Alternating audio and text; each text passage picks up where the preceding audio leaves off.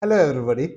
This is the story of Tanley and the life that she had first as a immigrant, and then later how she escaped in a boat.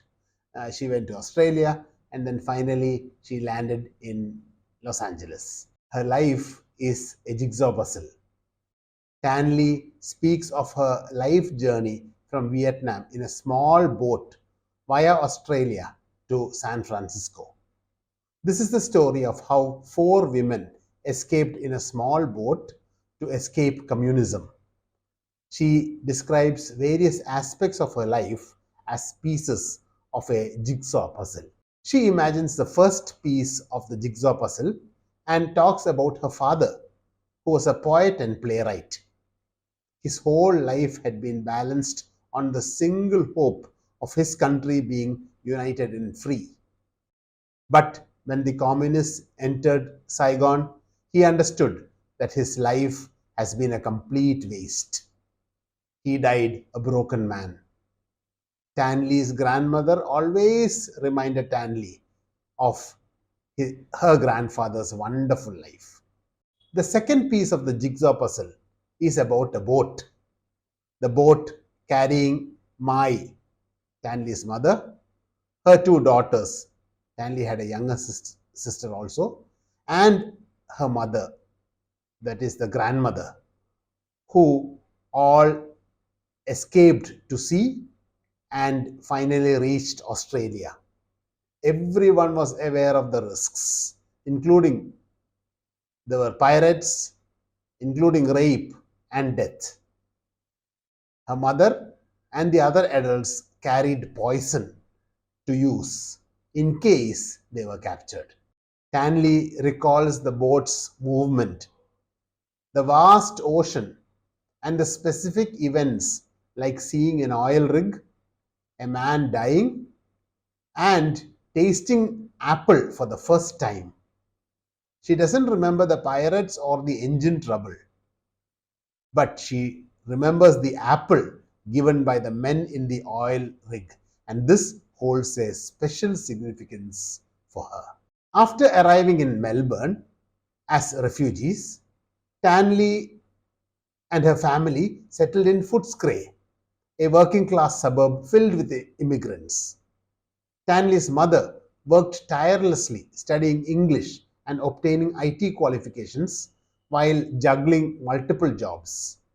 Despite their poverty, the family prioritized education, often sacrificing new clothes for tutoring.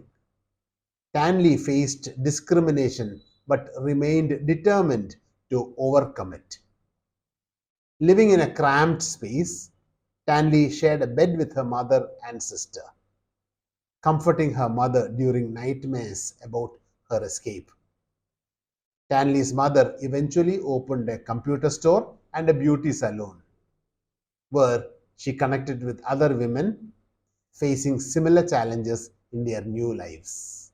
Stanley, once an anonymous Footscray resident, became a prominent social activist after being named Young Australian of the Year. Despite her success, she felt like an outsider in her new role, struggling to navigate unfamiliar social circles. She longed for the comfort of her old life, but her mother encouraged her to embrace a newfound platform. Stanley began speaking about social issues, connecting with people from diverse backgrounds who inspired her to explore new possibilities. She eventually realized that her law degree wasn't her true calling and that being an outsider could be a valuable asset. Thus, it allowed her to see beyond the limitations of her own experience and perspectives. Stanley was drawn to a new environment where the impossible was encouraged. She built a team of people who shared her passion for tackling challenges. Despite financial struggles, they worked tirelessly, generating many crazy ideas and a few brilliant ones that led to breakthroughs. Following her intuition, Stanley moved to the United States and continued her adventurous journey. Stanley's grandmother lived a remarkable life. defying societal norms and achieving the impossible by winning a court case against her abusive mother in law. Stanley shared a close bond with her grandmother and experienced a spiritual connection with her even after her passing away. At her grandmother's funeral, the warmth of her grandmother's hand served as a poignant reminder of their lasting connection. Stanley reflects on the strengths of the women in her family and how their experiences shaped their lives.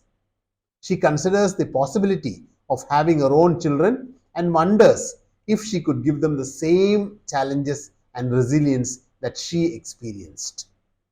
She expresses a fear of privilege and entitlement, but also a desire to provide her children with the opportunity to face adversity and overcome it. Thank you. Please do subscribe.